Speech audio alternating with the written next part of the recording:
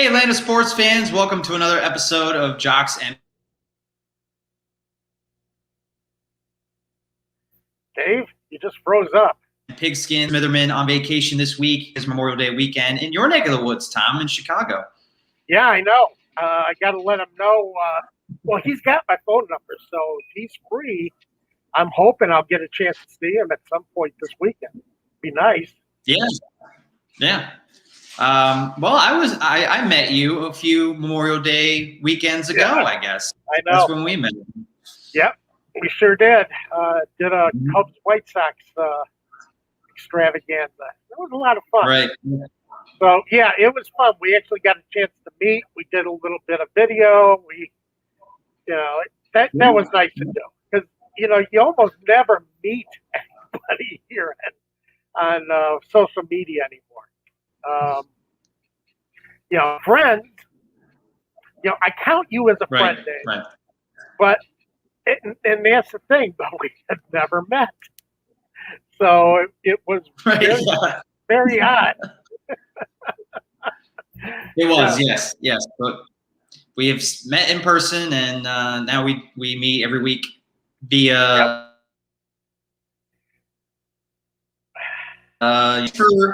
Thanks for tuning in, everybody, to our show. Starting a little bit late today, but we're going to get rolling here. I think we're going to spend maybe all of today on Julio Jones. I would like to spend maybe the last part of the show talking about Julio Jones from a fantasy perspective, if that interests anybody. I know our audience is Atlanta, and obviously the bigger concern is, will he be on the Falcons this fall?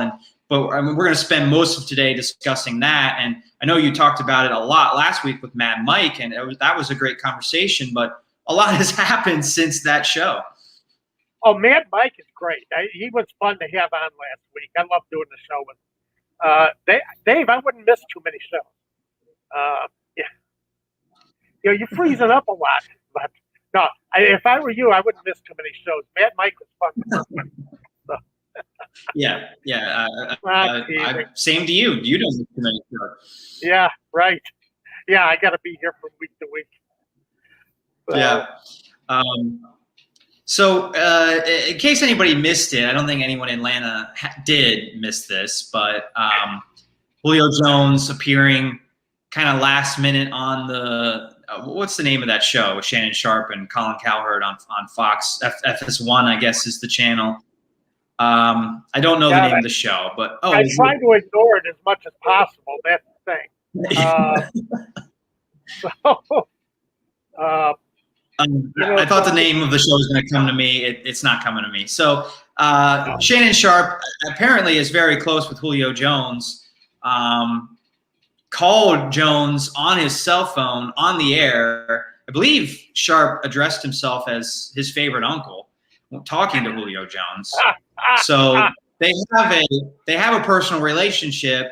And the way the conversation went, it very much sounded like Julio Jones thought this conversation was just between him and his favorite uncle. And instead, it went live on the air. They were on the air. Yeah, they were on the air. And Jones said flat out, Shannon Sharpe asked him, hey, are you going to be in Atlanta? Do you want to play in Atlanta next year? And Jones responded, no, I'm out of there. And then Jones said some not so nice things about the Dallas Cowboys. I don't think Atlanta really cares much about that, but doesn't sound like Jones wants to be traded there, which was interesting. Yeah. But the bigger thing here is, dirty laundry has been aired publicly now that Jones, I think the last few weeks, especially last week with Mad Mike, I thought very well made the point about how he thought maybe the media had an agenda and how this was all just trade rumors and we're just trying to get clicks. And there was no truth to this. Julio Jones might get traded. But now with Jones accidentally publicly saying, yeah, I'm out of Atlanta, it really sounds like he is the reason. And with that being public now, I'll ask you this first, and I want to hear from our audience as well on Twitter and here while we're live. is the relationship between the Falcons and Julio Jones repairable after this interview going live on Fox Sports? Well, I watched a couple of the shows on Atlanta Sports Unlimited this week, and it was interesting because Terrence Mathis said that he wasn't really sure if Julio Jones says, I'm out of there as far as out of Atlanta, or I'm out of there as far as any trade with the Dallas Cowboys, which I thought was an interesting take. So, it seems to me like if you're saying I'm out of there, you're talking about Atlanta. I want to know where this relationship soured. What happened here that tore this up? I don't want to. I respect Terrence Mathis a lot, but I think it was pretty clear the question was, are you going to play for Atlanta? Do you want to be back in Atlanta? Right. And the answer was, I'm out of there. I'm out of there, yeah. We got a Facebook comment from Brian Friedman. He says, can't we force a restructure with Julio? And then he mentions restructure Julio and extend Grady. Well, I think Grady's going to be extended because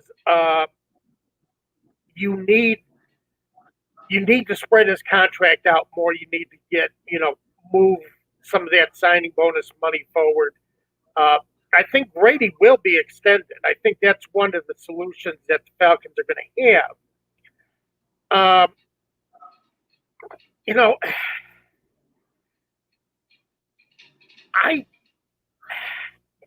As I said, I don't know where this went wrong. Because last year it seemed like everybody was happy. Julio got his extension, and Arthur Blank said he's going to be a Falcon for life. Yeah. Where did we go wrong? What happened here? Well, I didn't get a chance to read this article yet, but there is an article on The Athletic that kind of dives into maybe where it started to sour, the relationship. And the writer, the reporter pointed to that contract negotiation that you are discussing where Jones ended up getting his extension. I believe that was before the 2019 season. So we're talking a year and a half ago now. But both sides felt like they didn't win in that contract negotiation, that the Falcons felt like, well, we're paying you for what you've already done and you're not going to be worth this going forward. And that's somewhat true. They're in salary cap hell in part because of this Jones contract, in part because of the Ryan contract too. And they're paying him based on what he's already done, not what he's doing now or going forward. So I can see why the Falcons felt that way. And I think Jones, it just was, according to the reports, it was a contentious contract negotiation. It didn't go very smoothly. He had to sit out training camp in 2018 and I think preseason in 2019 to get what he wanted. And I guess things just kind of soured from that point. The other thing he said in that interview with Shannon Sharpe was he wanted to win. So is he just tired of finishing 8-8 and they didn't even go 8-8 last year or 7-9, they went 4-12. So he's 32 and he wants to get back to a Super Bowl. He's always been a very team-oriented player, but he wants to play for a team that's going to win. At this point, I don't think there's any going back. And Brian Friedman says, on the other hand, a sense of entitlement. I don't know if it's a sense of entitlement, but could fracture the locker room. I think it could be a detriment in the locker room. It could be, something that it takes away from the focus for next season and having,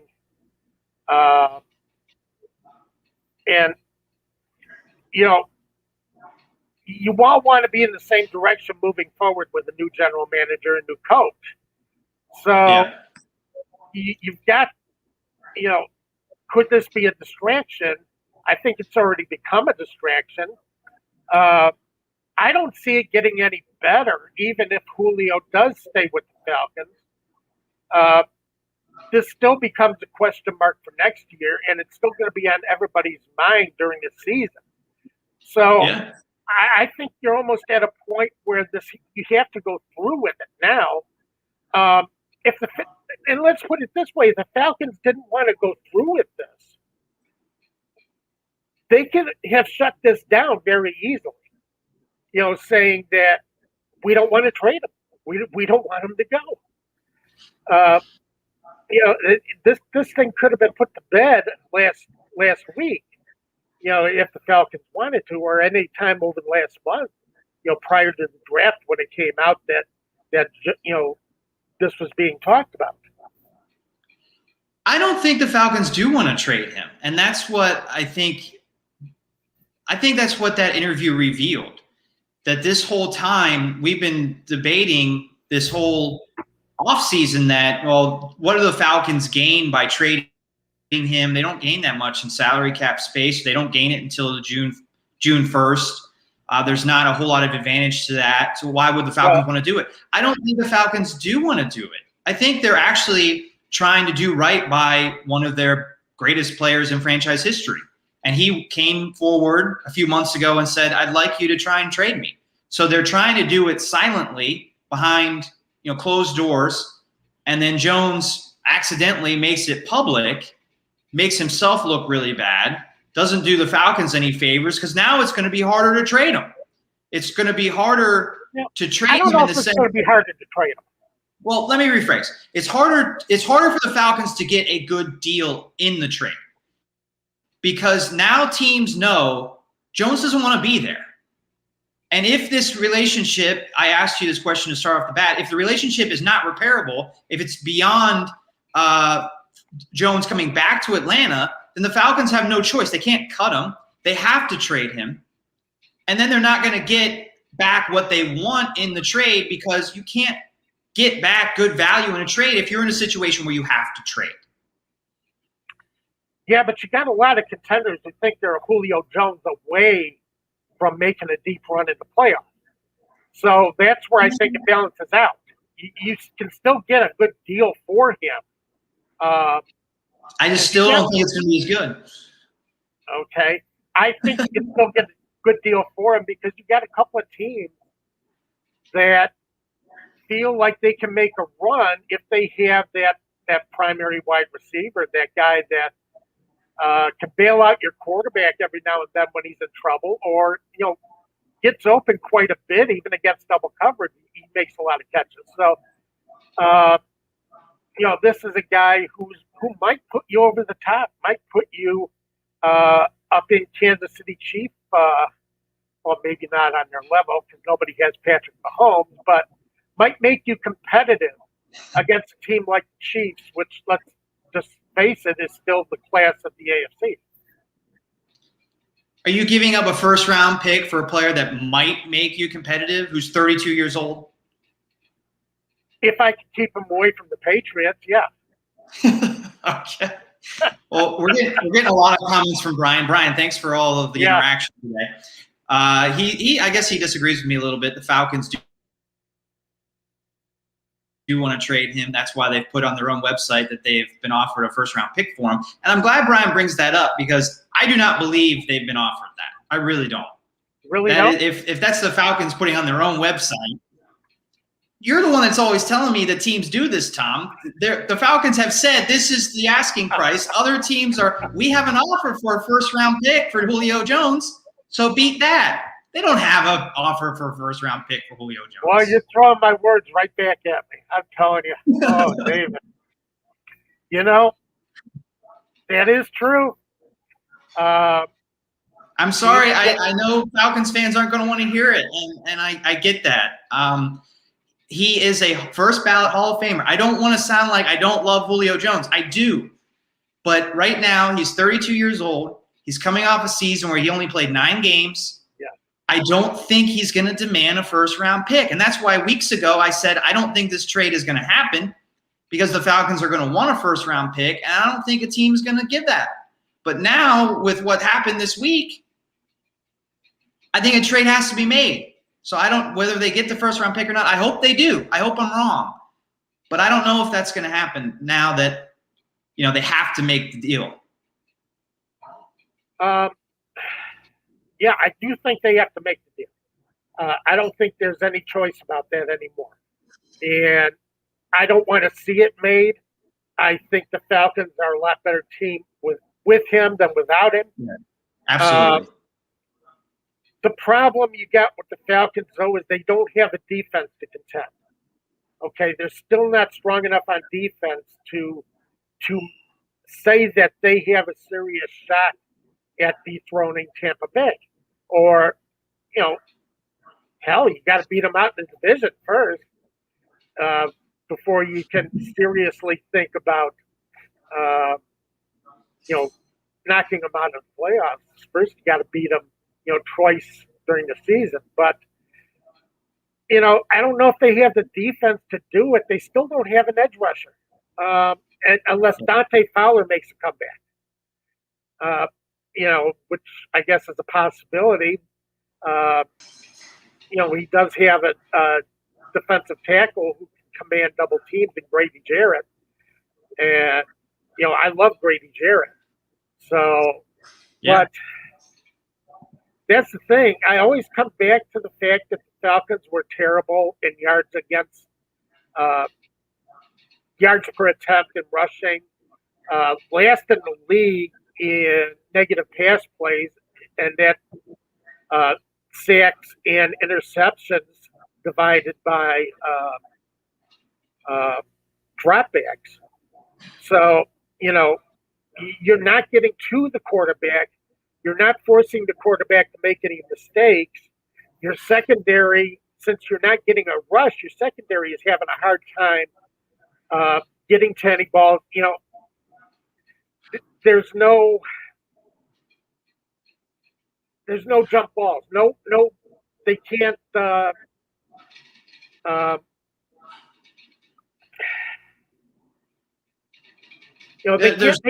They can't make a play on the ball. They can't hide behind the wide receiver and make a play on the ball because the quarterback has time to scout it out. He has time to see it, and that takes a lot of opportunities away from the defensive back. So this is a defense that needs to be fixed. And even with Julio Jones, this is a defense that needs to be fixed. I think they're going to be a better team next year. Well, Julio probably sees that as well. I mean, he knows that. He knows the defense is a year or two away, and Matt Ryan is 2 or 3 years away from retirement, and he's 2 or 3 years away from definitely the end of his prime, unless you want to argue he's already there. So it all depends on this season. We're going to see. So what I'm saying is Julio knows that the defense is a work in progress, and he wants to go to a team that is more prepared to go to the Super Bowl this year. That's possible. That's possible. That's probably what led to all of it. Is he knows Atlanta can't challenge it next year, and he's looking at his quarterback, his guy, who's how much longer does he have? I've always said once a quarterback turns 37, 38. That seems to be the separation point for when a quarterback starts dropping statistically. And Ryan's at that point. How long can he hold it? So now Brian also says, I do think they're being offered a first-round pick. It's not in their long-term interest. To not be honest about that, yes, it is. Brian, I'm going to argue with you there. Yes, it is. Look at what the Eagles tried to do with Carson Wentz at the end of last season. They kept trying to drum up interest between the Bears and the Indianapolis Colts. Kept saying that the Bears were offering certain players, that the Bears had interest, were offering a draft pick of players, and nobody was buying it. That's the thing. Just because the Falcons say they're trying to generate interest, they're trying to. If they say that they have a first-round pick on the table, maybe that gets the Colts, Patriots, Titans, somebody thinking, okay, maybe we have to up the ante a little bit. So this could be complete disinformation. You'd be amazed at how much disinformation goes out via team websites, goes out via rumor, uh, goes teams start rumors to try and get this generated. You got to take all of it with a grain of salt, and that's kind of Dave. You caught me on that before, and you know that.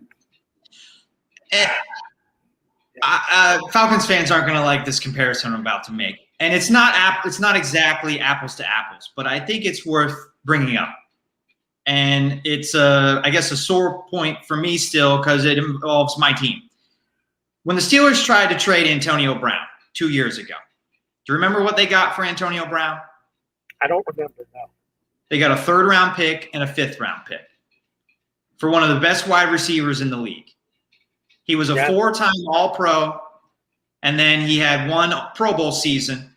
He was 29 years old, a disgruntled wide receiver, didn't want to return, and that's what they got in the trade. Now, why I would say it's not exactly apples to apples is the market for Antonio Brown was like the Raiders and really no one else, maybe the Patriots. Right. And the Steelers, of course, weren't going to trade him to the Patriots. So the only trade they had was to the Raiders. So that lowered the price a lot. Well, Antonio Brown had really burned his bridges with Pittsburgh. Right. So, that was a different situation. But how close is Julio Jones to burning the rest of his bridges here in Atlanta?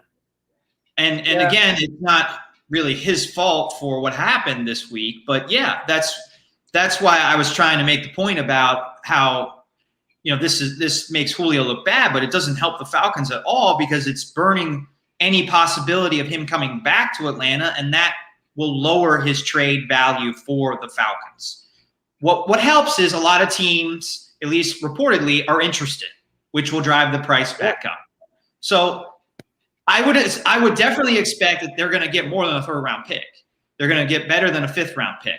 But well, as I say, you have a bidding war because you got a couple of teams that think. And let me put it this way, and I'm surprised I'm not seeing more of this with as far as there are a lot of odds going out there as far as where Julio Jones might end up. Yeah. And last week, I went on record as saying the Colts are the most likely destination for him. But looking at, let's see. Okay, Patriots are favored to pick up Julio Jones. Does matching up Julio Jones with Cam Newton make a lot of sense? Does that work our friend Mad Mike hates that idea. Oh, I know.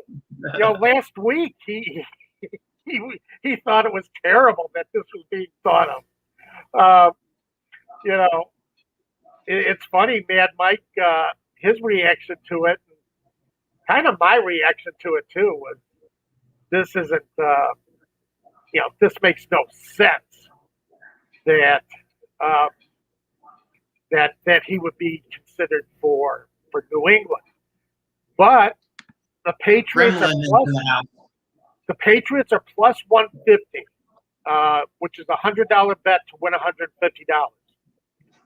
And it says Tennessee Titans are behind New England, and right now we're at plus 200. And see, to me, the Tennessee Titans aren't even in this, can't even be in this tournament for Julio Jones. They don't have the cap room to do it. All right, they're only $3 million over the cap. Julio is guaranteed $15 million.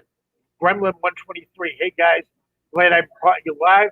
Gremlin, we're glad you're here. Always glad to see you. But I've been looking at Spot Track this morning, and the Titans don't have the cap to do this. They're at $3 million. The Titans would have to do some cap gymnastics just to start getting their cap under control. because you have to pay Julio Jones $15 million in base salary this year. The Falcons are on the line for the bonuses, which is going to be the dead cap money on the Falcons, which is better dead cap than the $40 million the Falcons would owe if they just release Julio Jones. So the Falcons are on the hook for about $20 million in dead cap if they release Julio, if they can trade Julio, which after June 1st, they can take half of that $20 million and defer it to next season. So you can split that dead cap and cut it down to $10 million for this year, which would save them $5 million on the cap and would, make sense for the Falcons as far as signing, players that they still have left to lock up and being able to extend Grady Jarrett. But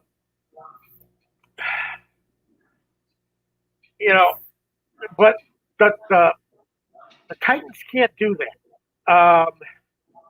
And then they're talking that the Rams and San Francisco 49ers are at plus 500. So $100 bet gets you 500. The Colts and the Chargers are at plus 800. And what gets me is, to me, the Colts should be the prime destination. The prime, if you're going to project where Julio's going to go, to me, it's the Colts. Frank Reich thinks he has his quarterback. It might be Carson Wentz, but remember when Frank Reich was in Philadelphia, Carson Wentz had a pretty good run before he got injured. He got the Eagles to that playoff spot that Nick Foles nailed down with the Super Bowl win. But that was a lot of Carson Wentz. Oh, absolutely. Yeah. So, Reich thinks that he has his quarterback. They have a running back. They have one of the top defenses in the league. They are short on wide receiver. Julio Jones with the Colts, I think, puts the Colts contending, gives the Colts a good chance to contend, in a playoff battle. And gives them a realistic chance with their defense of finding a way to do it. So, to me, I don't see why the Colts are so far back as far as favorites to land Julio Jones. To me, it's the most logical spot for Julio Jones to end up. We're getting a lot of comments here. Thank you, everybody. We'll try and get to as many as we can. Gremlin disagrees with you. They like New England as his destination. And New England can do it. But does that make New England a Super Bowl contender for next year? I don't think so. It makes New England better. But is Cam Newton going to have a better season now that he's a full season away from that ankle injury? Are we going to see more of the Cam Newton like we saw early in his career in Carolina? Or, are we seeing kind of the end game of Cam Newton's career? There's no guarantee that Julio Jones is going to win in New England with Cam Newton at quarterback. We have a comment as well from Slim Kid. He wrote so much, I got to put my face higher so I'm not cut off. How do you guys think?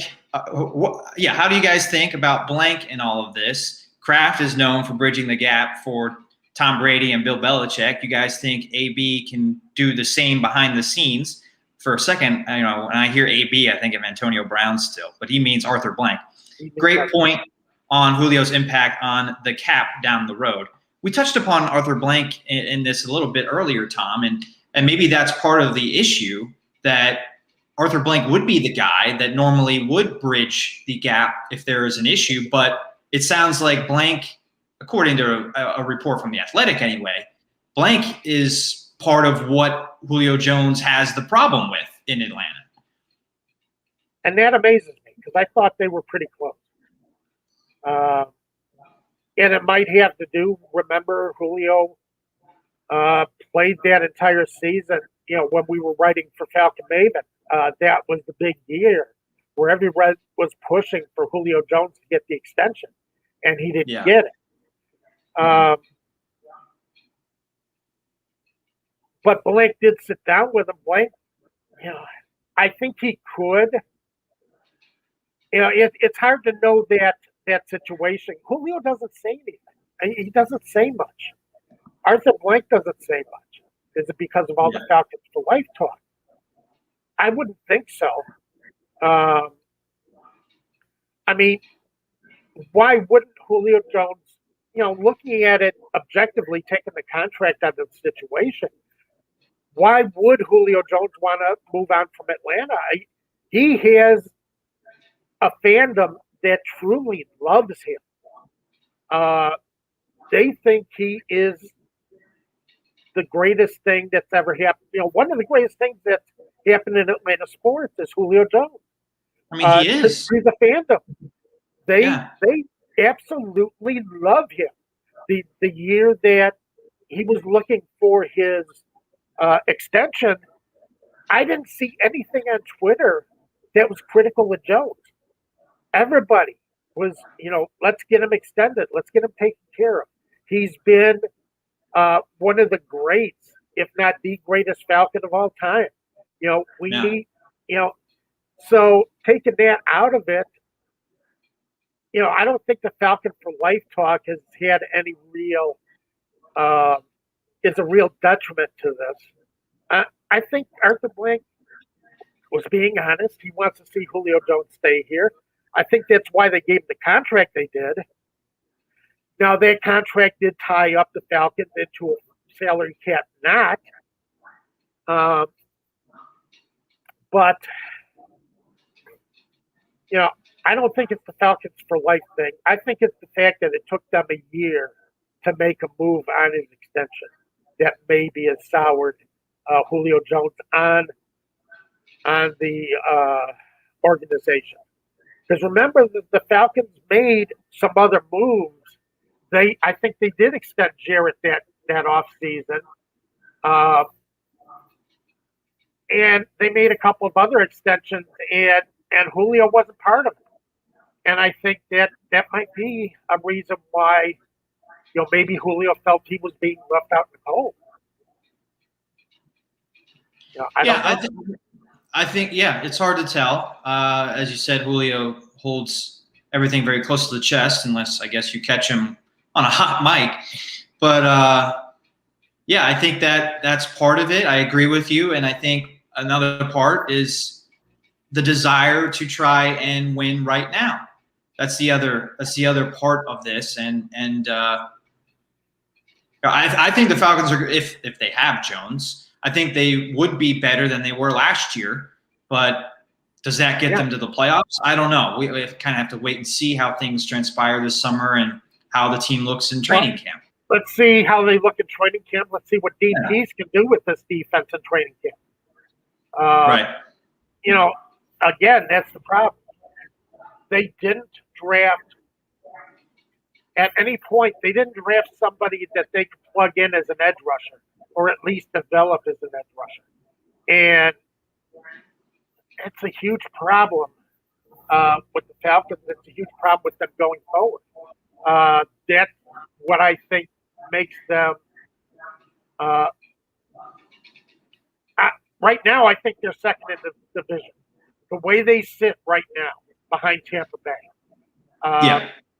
Carolina's throwing all their eggs in the Sam Darnold basket. I just don't see it. Matt Rule thinks that Sam Darnold is going to be his quarterback, and it cracks me up every time I think about it. And the Saints are going with Jameis Winston or Taysom Hill, and and they are in more salary cap hell than the Falcons. Right. Right. Well, I want to show a few more comments. We got Brian saying, get him out of the NFC. I'm sure that's the focus unless they have no other viable options. And Brian really disagrees Brian really disagrees with us that they do have a first-round pick offer for him. And you know what? If they do, maybe it's from I don't know if the Saints – well, the Saints can't do Saints can't do the cap. They can't do the cap. Right. So, but maybe it's a team from the NFC that the Falcons don't want to trade with. So that's why the deal hasn't happened. I don't know. But let's get to a few other teams in the NFC I've seen speculated, the Washington football team. Yeah. And the Washington football team does have a defense that I think can be Super Bowl caliber. You guys talked about that last week. Yeah, right. Exactly. But Ryan Fitzpatrick, you're going to rely on Ryan Fitzpatrick to be your quarterback. I don't know if that makes for a winning combination. He was Fitzmagic last year, but he's also been Fitztragic a lot of his career. Yeah. You just don't know what you're getting. It's true. It's true. Another comment from Slim Kid. I agree. After the Carolina game, Irvin asked him, and he said he wanted to retire as a Falcon. Something changed. Diane Russi said on Rich Eisen that the story she got is Julio found out about the offers. You're talking about the trade offers? I guess that's my question with that, because from what I've heard, it sounds like they started offering him in trades when when Julio asked to be traded. So I don't know. Well, let's get to a few others. Gremlin, another comment. Peas will be blitzing everyone, including the water boy, like that. And I think Eric White has this is what I've been trying to say, and he put it perfectly in one sentence. I don't see what leverage the Falcons have with his contract and the comments that he made this week. I totally agree, Eric. I think they will get more than what the Steelers got for Antonio Brown. Second round, maybe multiple second rounds, a second and a third. First round, I hope they can get as much as they want, but I'm doubtful. We'll see. Well, my thing is you have a bidding war.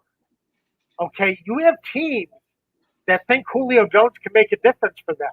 There's a bidding war out there. Who wants him the most? I would say the Colts absolutely have no interest in seeing Julio Jones go to New England. I would think that New England has no interest in seeing Julio Jones go to the Colts. So you do have a bidding war. You do have more than one team. This isn't like the Eagles with Carson Wentz when they tried to drum up a bidding war that wasn't there. Yeah. All right. They tried to get the Bears included in a bidding war that the Bears had no interest in being, and the Bears said so. You really do have a bidding war for Julio Jones. Do you think they're going to participate in a bidding war, though? What's that? Do you think Belichick is going to participate in a bidding war? Do you think he'll overpay for Julio Jones?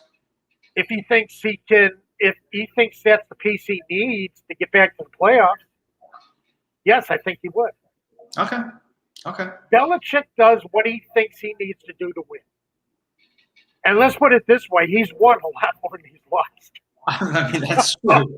That's true. He's never been super aggressive, though. I guess he's never had to be. He's always had a pretty good roster, but he's always been very concerned. I can't remember the last time he traded a first-round pick. Has he ever traded a first-round pick? I don't think he has, no. I guess he traded it for Spygate. He's traded guys to get first-round picks. He's traded guys a year or two ahead of time to get first-round picks, and Ty Law is the one who comes to mind immediately. Jamie Collins. Yeah. I don't know if they got a first-round pick. Did they get a first-round pick for Jamie Collins? I don't think so. I don't remember. Chandler Jones. It's hard to keep constant track these days. But as I'm saying, he'll trade to get first-round picks. But, Belichick is in a corner where he wants to show he can win without Tom Brady. I think there are a lot of people who think that Brady was the key to that team, not Belichick. So, Pantera has an interesting idea, trading Julio at the trade deadline mid-season. Now, that kind of was our question at the beginning of the show. I mean, is this relationship repairable where Jones can play for Atlanta again? And if your answer is no, and we both kind of are saying no today, then I don't know how you start the season with Julio Jones on your roster. No, I don't think they can either. And besides, if this is actually a salary cap move, it's got to be done after June 1st. It's got to be done. It's going to be done not long after Tuesday, because again, you get to defer half of that bonus money into 2022. And remember, 2022 and 2023, the NFL plans on filling stadiums this year. So, we're kind of going to forget that COVID ever existed. And the NFL plans on filling stadiums. So you're going to have that revenue stream. But you got a lot of revenue streams that are going to start opening up with Amazon Prime. ESPN's paid a big price. Yeah. You've got a lot of revenue streams that are coming in where deferring that money maybe isn't as damaging this time as it normally would be. Normally, you don't want to keep pushing a contract forward because it's going to bite you sooner or later. It's really going to get you. But, maybe they can in this time. And here, I got a trade for you. The Chicago Bears will offer the Falcons a 2022 first-round pick. No, not 2020. 2023 first-round picks if they don't have one next year. And Riley Ridley, who is Calvin Ridley's brother. Okay, you can have both of them for. All right, start the rumor. Write the post. I just started the rumor. 2023, a first-round draft pick, and Riley Ridley. So you can have the Ridley brothers in one place. Grimley makes a good point where the Falcons and Patriots have traded wide receivers before, and they gave up a second-round pick for Mohamed Sanu, which I thought was a great deal for the Falcons. Yeah. So, I mean, different times, obviously, and that's kind of the point that Pantera had, where if you're able to – Sanu was a trade at the deadline. And if you're in a situation where you really need a wide receiver like the Patriots needed that year, you're going to pay a higher price at the deadline. That is, I guess I guess if you're the Falcons, so you're thinking about trying to do that. But again, it comes back to, can you start the season with Julio in the locker room? You have to have him on the field at the start of the season. Exactly. Exactly. That's the only way that works. Yeah. And from everything I've been hearing, it doesn't sound like that's going to be a possibility. I don't think he wants to, and he might make this difficult. It's going to cost him money if he goes that route, if he doesn't hit the field, at the start of training camp. But,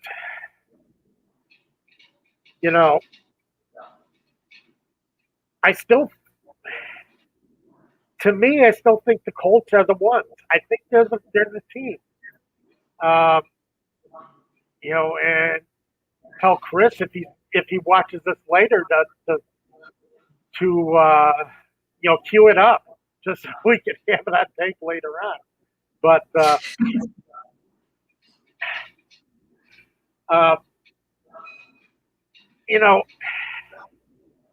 you're not going to get what Julio Jones is worth, and I've seen that quite a bit. I watched some of Mad Mike's show last night, his show that he was doing last night, and they were talking about, they're talking about the Jones situation. So we're all talking about it. Of course. But,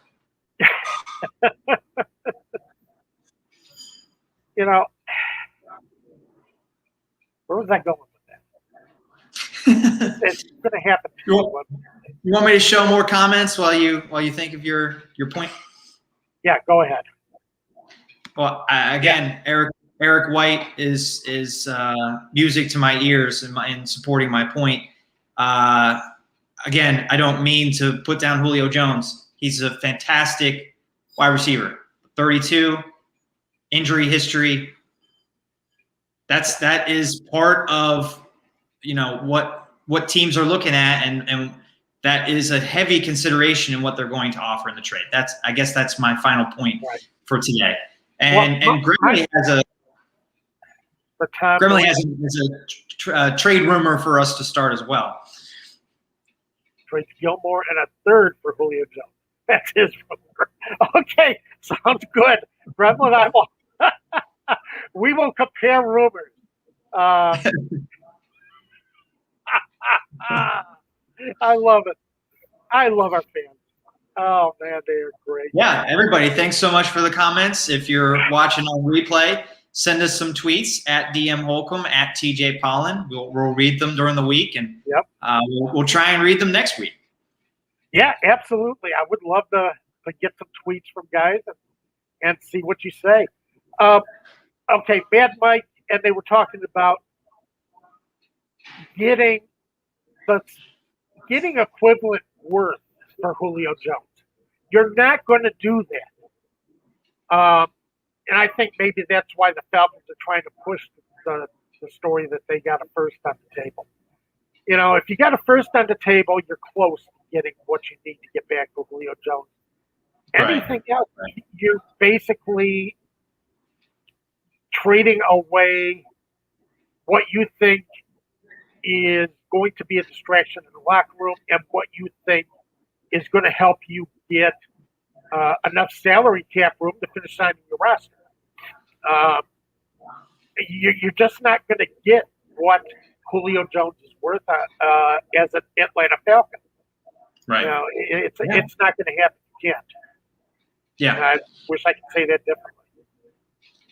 And that's kind of what I've been saying throughout May, that Julio also, I think the Falcons also look at it as Julio is maybe the greatest player in franchise history, at least in the top 3.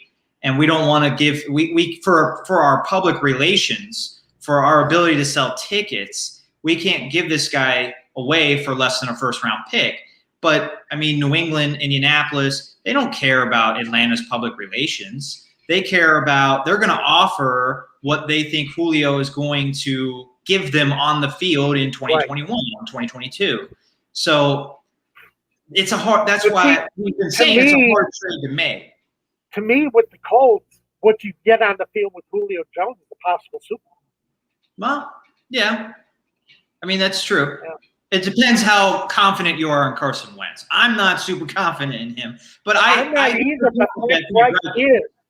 Yes. It doesn't matter what we think. I know. You're right. You're right. It doesn't matter what we think. Frank Reich wanted Carson Wentz, went out and got him. He thinks he's the guy. So to him, in his mind, Julio Jones might be that big difference maker.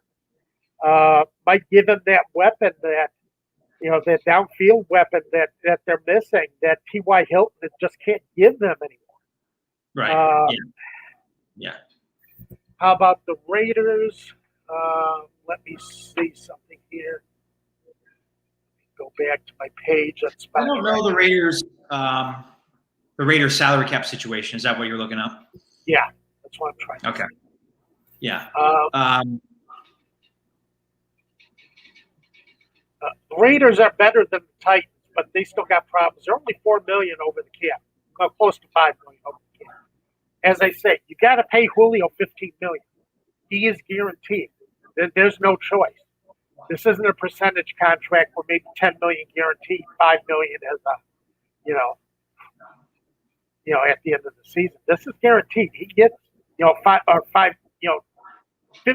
million if he plays the season, but $15 million if he plays the entire season. Maybe he gets $10 million if he's injured.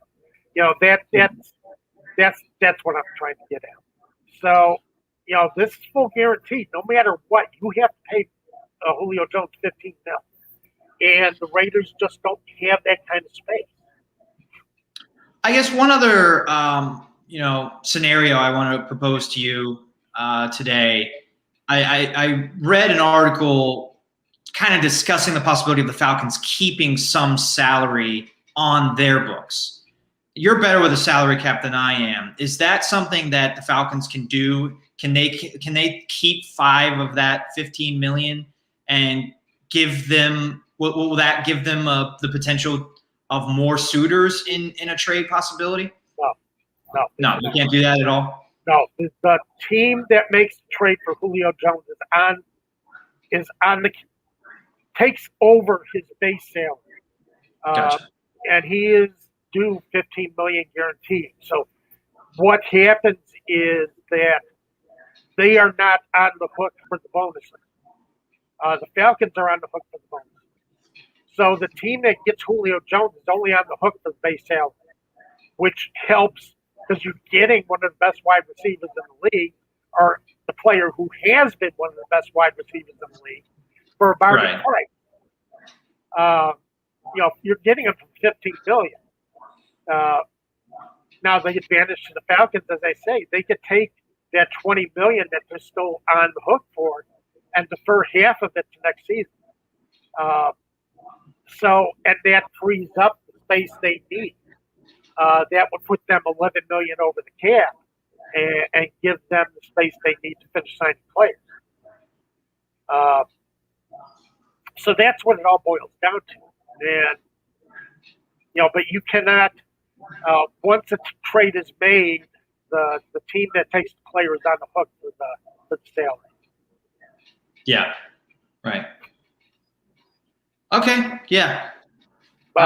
So can you? I think for the last few minutes here today, let's talk about Julio Jones from a fantasy perspective, and compare. Where is his best home for fantasy owners, and we'll include Atlanta today. Is it better for fantasy for him to stay in Atlanta, or can you pull back up that list of the odds teams? Maybe look at the top 5, or is there 5? Is there 3? Okay. Where are the best places for him to land? Right now, the Patriots are favored. Everybody is saying the Patriots are the favorite to get it. So you're looking at Julio Jones with Cam Newton or Mac Jones. Let's not forget Mac Jones. Yeah, I don't like that scenario for fantasy owners. Who's the second team? The Tennessee Titans, which I think would be an excellent, would work excellent for fantasy. Yeah. Because Ryan Tannehill has kind of reversed his career and become one of the top quarterbacks in the league. And Tannehill can throw, and Tannehill would love to have a target of Julio Jones. I just don't think the Titans can make that move and still manage to make room under the cap. I don't think it's there. So I don't know. What do you think about Julio Jones if the Tennessee Titans can make that move? I mean, let's just putting the salary cap aside and then just talk fantasy, both fantasy football and fantasy moves for the Titans if they're able to make that move. That would be great for Jones's value. But I like what Slim Kid is saying, that Atlanta is the answer. That's where he has the most value. I think that's probably true. I mean, he's worked with Matt Ryan his whole career. Right. So he knows Matt Ryan. He doesn't have to learn a new offense. He doesn't have to learn a new quarterback. He doesn't have to acclimate to a new city. We underestimate that as fantasy owners. These are human beings. They have to change. Have you ever moved, Tom? Moving stinks. So when you move, you got a lot on your mind, and is the wife happy, or is the dog happy? Is the cat happy? And if he's in Atlanta, he doesn't have to think about all that. He's in a place that he's comfortable, and that is the best situation for him. And it's a great offense too, with Matt Ryan and all the pieces they have on offense. Plus, he's got Kyle Pitts to open up the field for him a little bit. Yeah. I mean, that's a heck of a combination with Kyle Pitts and Julio Jones. And Jones is, you know, if he's ever had an issue, I mean, he doesn't score a ton of touchdowns, and that's the negative for having him in fantasy. Right. But with Kyle Pitts drawing attention in the red zone, I mean, Jones has the chance to really score more than he normally does. And that would be true in Tennessee as well, because they have A.J. Brown. And honestly, I think A.J. Brown is becoming one of the best receivers in the league. Maybe they're 1A and 1B in 2021 if they're together in Tennessee. But by 2022, I think A.J. Brown will clearly be the number one receiver in that offense. And Jones will be second, and that will benefit Jones because all of the attention in the red zone and really all over the field is going towards Brown, and Jones is going to have single coverage, which he's never had really ever in his career, except I guess maybe going back to when he was a rookie with Roddy White. Yes, right. So that I think those two situations of the teams we've mentioned are the best. The Colts, definitely an interesting landing spot in real life, but for fantasy, I don't like Jones going to work with Carson Wentz. As you can hype up Wentz as much as you want and say he's with Frank Reich. That's a situation where I want to see. I'm not hyping up Wentz. I know you're not. I know you're not. That's what the Indianapolis Colts think. Right. I think fantasy owners should think wait and see on Carson Wentz, and therefore wide receivers on the Colts are not, going to be super valued because Carson Wentz is the quarterback there. Well, right now, no wide receivers on the Colts are going to be valued. They don't have a good wide receiver group. I'll throw out another team, and then I think we got to wrap up here.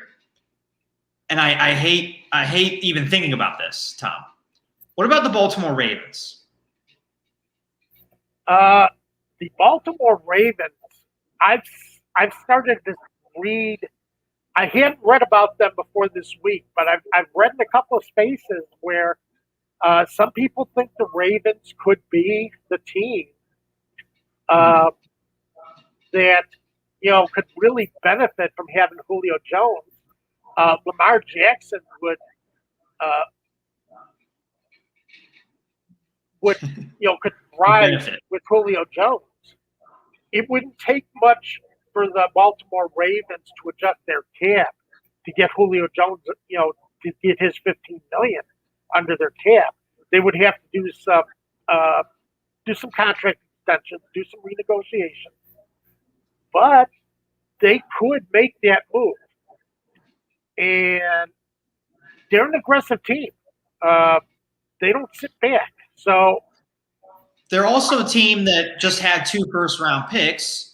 So maybe it's not as painful giving up a first-round pick in 2022. Right. So, yeah, I think the Ravens have entered the possibility. To me, even the Ravens might be number 2. I don't seem to be lining up. My opinion doesn't seem to be lining up with the odds makers. Because the odds makers, 3rd and 4th, the odds makers have the Rams and the 49ers. And I don't see either of those scenarios yet.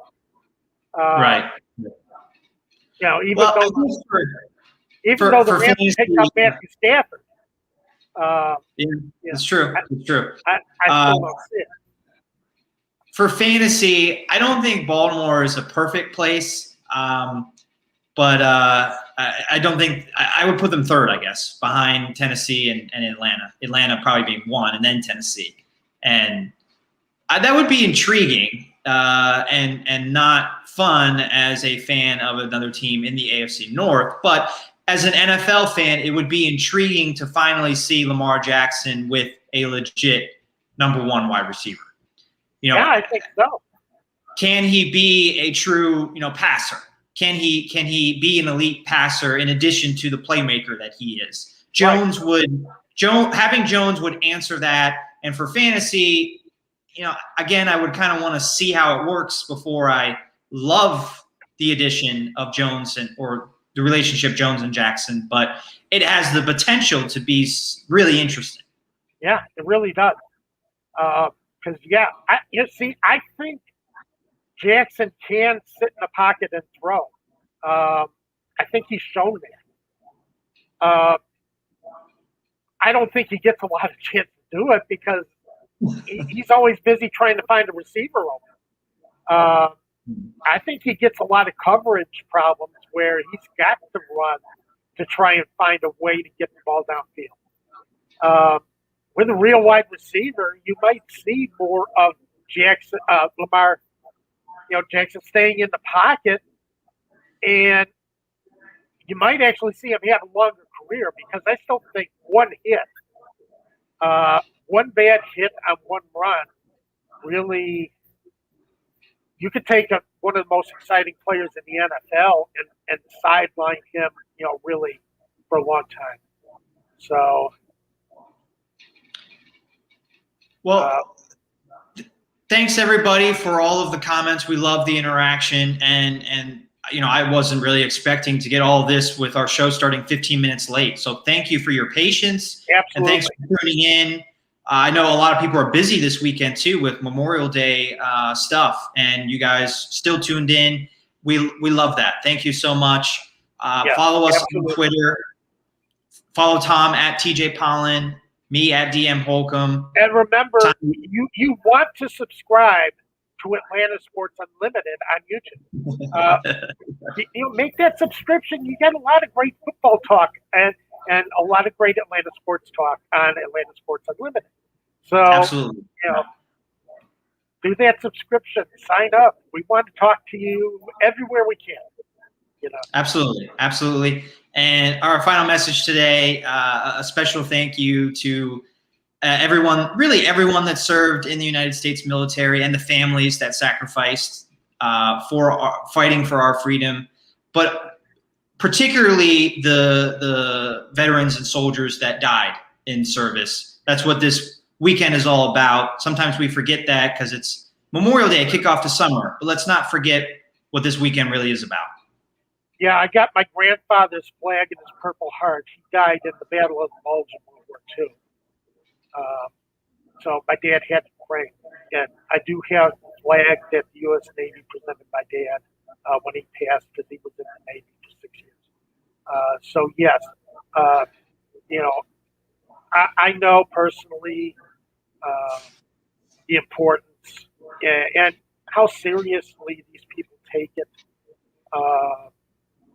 in the armed forces, truly believing that they are protecting America and the values, and definitely we're supporting. And for all those who died